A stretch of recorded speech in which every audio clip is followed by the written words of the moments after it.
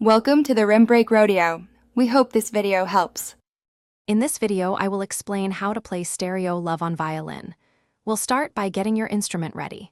First, make sure your violin is perfectly in tune, using the standard G, D, A, E string tuning.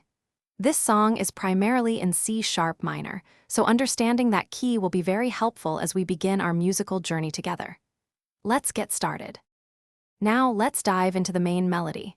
The memorable opening phrase often begins on your string. You'll want to practice the sequence of notes: G sharp, E, A, G sharp, and D sharp. For these, you'll primarily use your first, second, and third fingers. Pay close attention to the rhythm and timing to capture the song's distinctive feel. Repetition is key here. Next, let's focus on rhythm and bowing. The original song has a tempo of about 129 beats per minute, so try to match that energy. For the flowing melodic sections, use smooth, sustained bows to create a beautiful, connected sound. When you reach the more rhythmic parts, especially in the chorus, switch to shorter, more detached bows to give it that characteristic pop feel. Experiment with your bow arm to find the right balance. Finally, here are some tips for mastering stereo Love. Always begin your practice sessions slowly with a metronome.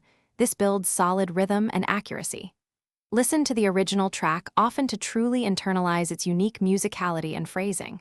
As you gain confidence, gradually increase your speed. Remember, consistent, focused practice for 15 to 20 minutes daily will yield the best results. You'll be playing it beautifully in no time. Thanks for watching. Consider subscribing if we helped you.